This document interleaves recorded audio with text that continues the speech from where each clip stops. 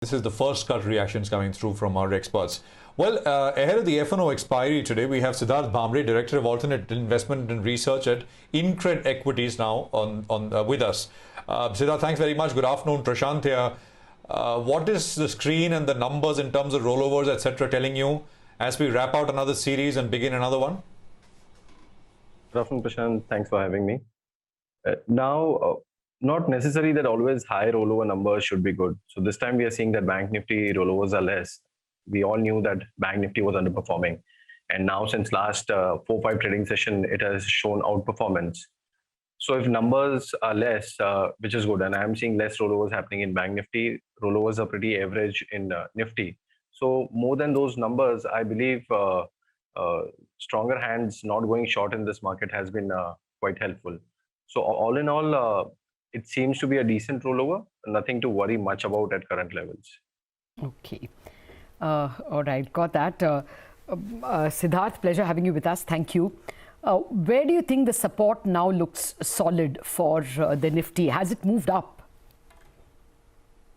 Certainly, supports are there in place. 14,250 has been a very strong support. And I believe the kind of volatility we are into, we should not, take support up. We should keep it there itself, because 600, 700 points move in Nifty, be it up or downside, has been matter of a week rather than, previously we used to see full expiry going into it. More than support and resistance, Lata, I feel we need to understand the sentiments in market. And most of the participants are in disbelief. Last year, they were in disbelief that how come, economy collapsed, but still, market made new all-time high. This time they are in disbelief that look at the COVID numbers and forget about market crashing again like last year. It is almost going back to all-time highs. And this disbelief is getting captured in market. But why markets are going higher? I think there are three reasons to it, Lata, which we need to concentrate on. First, that COVID now is an known devil. Secondly, the global setup is very strong. I don't know how much we are discussing about dollar index. It's now sub 90.50, which is equity positive. Bond yields are stable, and commodities are doing well, which is again equity positive. And last but not the least, which I also mentioned to Prashant, is stronger hands have not been shorting this market. On contrary, they have started going long. So all in all, I think we are in a good positive momentum. And for traders, I would request that you should not correlate what's happening in economy and what's happening in a market.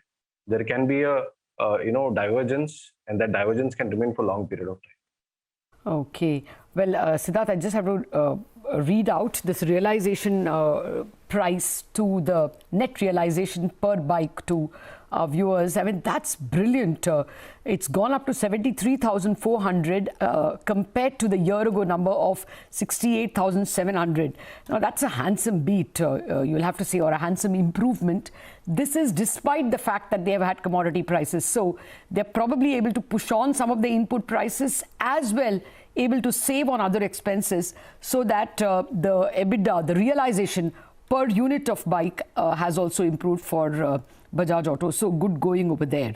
Siddarth, I just want to ask you now, as we go to the next contract, the May contract, where would you place your bets going by the handover to the next contract?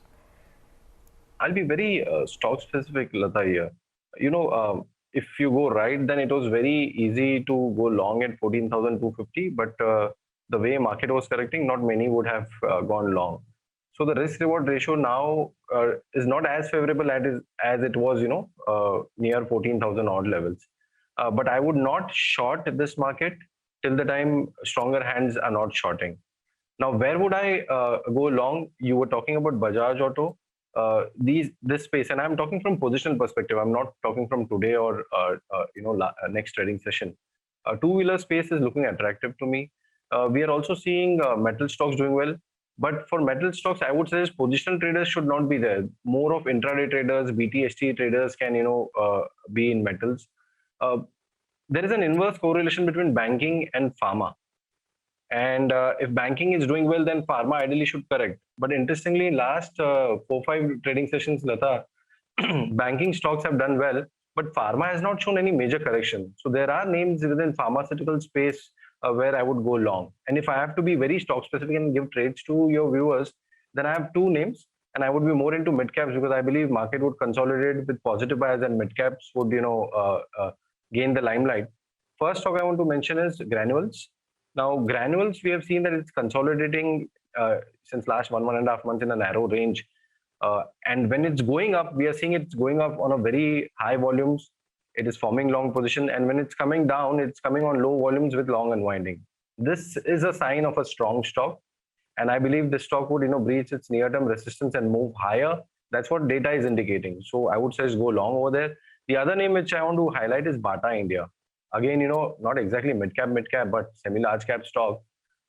If market consolidates with positive bias, these kind of names would again attract investors' confidence, positional traders' confidence. There are a lot of positions which are still standing, and I believe those are long positions.